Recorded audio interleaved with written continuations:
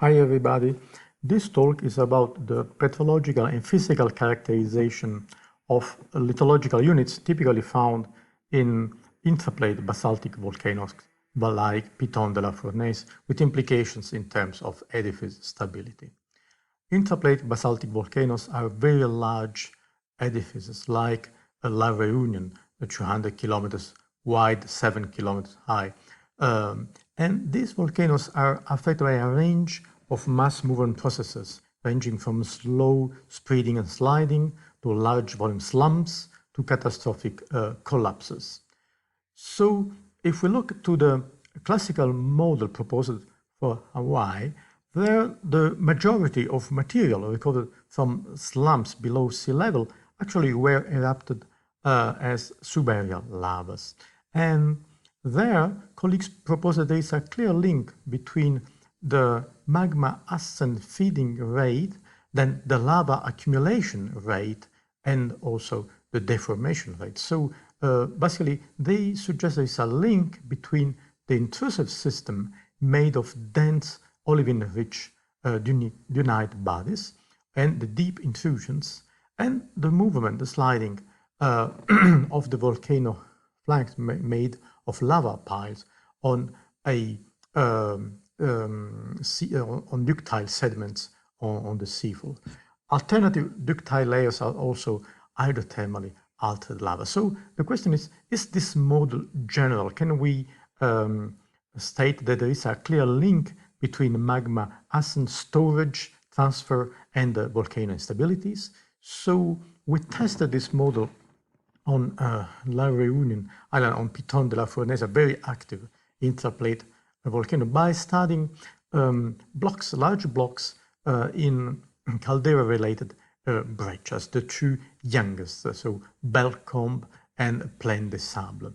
The volcano is 500,000 years old, and so these are the two youngest events. We focused on very little altered samples, and for comparison, we choose also either dikes exposed in the nearby Piton des Neiges or modern lavas. So our approach permitted to access to a very large variabilities in terms of petrological properties, from highly vesicular apheric lavas up to dense microgabbros. So we get a set of effusive and intrusive bodies spanning the full range of known petrological variability at Piton de la Fournaise. So in lavas can be porphyritic with olivine and plagioclase, and in terms of intrusive bodies, we have fine-grained dolerites and fine-grained gabbros, but very small amount of dunite. In terms of physical variability, the samples cover the full range of porosity known at Piton de la Fournaise, so typical modern lavas, for instance, where the vesicularity is related to bubbles, and here we extend to very low porosity, where the porosity is mostly related to microcracks in dikes and in gabbroic rocks. So let's look first at the P wave velocity, so typically used to get some tomography like a Piton de la Fournaise. What we show that P wave velocity clearly depends on porosity, increases from vesicular lavas up to fine-grained dolerites. Nevertheless, we can have quite a significant scattering already in lavas, in vesicular lavas, and it's not clearly related to modern mineralogy. And in these vesicular rocks, water saturation strongly affects and increases the P wave velocity. The surprise is actually that P wave velocity clearly depends on density, but gabbros, so quite dense rocks, nevertheless, they have a relatively low seismic velocity. So it's quite hard to translate the tomography in terms of lithologies, but we can suggest that the high velocity bodies identified at shallow level corresponds to a dike system, while a lower velocity below sea level could correspond to gabbros related to magma storage and cooling. So in terms of resistance to compression, there is a very large variability from vesicular cotectic lavas up to very dense dolerite, very little dependence on the crystal content and crystal composition. So there is a clear decrease with increasing porosity, the most resistant rocks being the very fine-grained dense dikes. And again, gabbros have a very low aniaxial compressive strength, and this is possibly a result of heating, as has been shown from independent experiments when heating up to 1000 degrees. In terms of young models, again, we show that there is a strong decrease with increasing porosity. And actually, well, the volcano flank, like Hawaii, is an alternation of vesicular lavas and dense lavas intruded by dikes. This part, so the shallow part of the edifice, has been modeled, the response of this shallow part to dike injections, and models suggest that depending on the assumed young models, rocks can either deform elastically or absorb a part of the deformation with elastoplastic deformation without necessarily collapsing. Drilling performed on the eastern flank shows that the lava pile lies above a body of deep, dense, layered gabbros.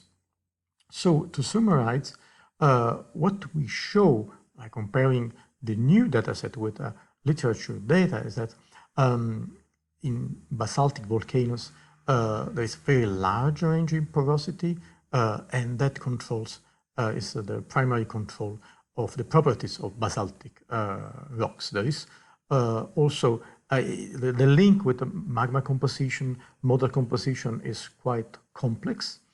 Nevertheless, what we stress is that there is no need of an extensive hydrothermal alteration to produce a very large range of properties, big jumps in physical properties. And an expected result is that gabbros, so one of the densest and coarsest grained rocks in our sample set, can be very weak, so low P-wave velocity, low strength, and this is possibly a result of the heating cycles of the thermal story experienced by these rocks, which affect mineral oxidation, crack density, and the expansion and explosion fluid inclusions. So to summarize, we can see that there are two possible, for instance, links between magma ascent, storage, and flank deformation and eventual collapse.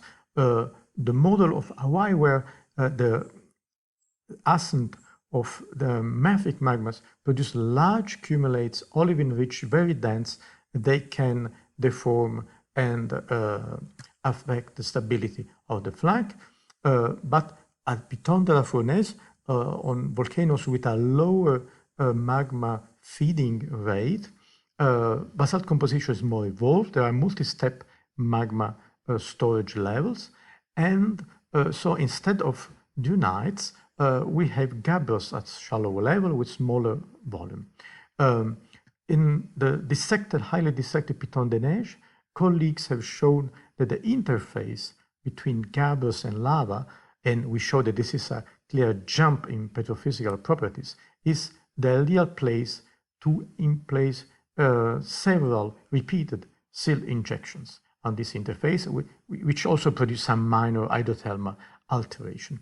What we stress is that the repeated sill injection at this interface can also affect the stability, the properties of the gabbroic bodies, and eventually promote the transition from slow sliding to eventually catastrophic collapses.